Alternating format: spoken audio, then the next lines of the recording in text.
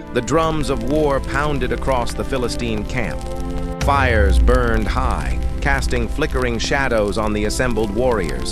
A great battle was coming. David stood among them, armored, his men at his side. He had spent months earning their trust, playing the part of a loyal Philistine vassal. But now, the test had come. They were marching against Israel. The thought twisted his stomach like a knife. He had fought many battles, but never against his own people. King Achish, seated high on his war horse, turned to David. "Today we crush Saul's army once and for all. You will ride with us." David nodded, hiding the turmoil raging inside him. But the other Philistine lords were not so blind. Whispers had spread through the camp. "Can we trust this Hebrew? Is this not David, the one who slew Goliath? What if he turns against us in the heat of battle?"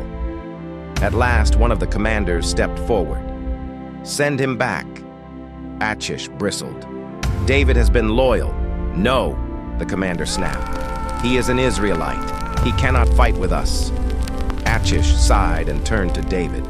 Regret filled his eyes. "You must return to Ziklag," he said.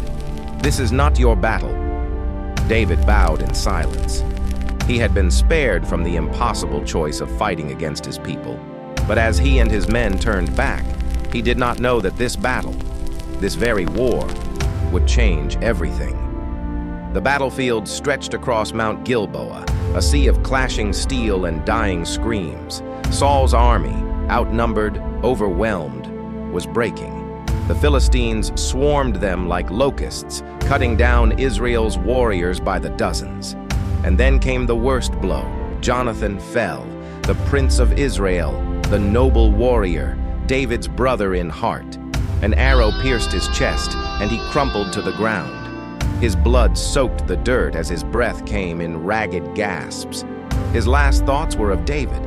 Would he ever see him again? Would David ever know what had happened? Darkness closed in.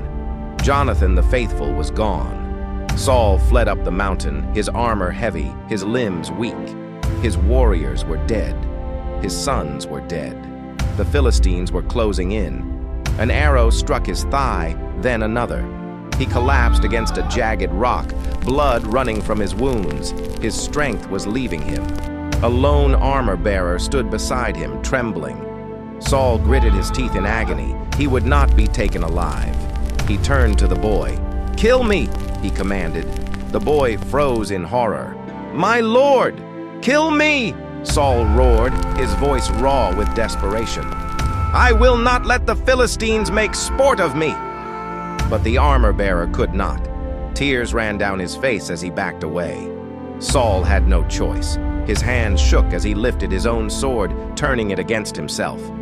He took one final breath and fell upon the blade.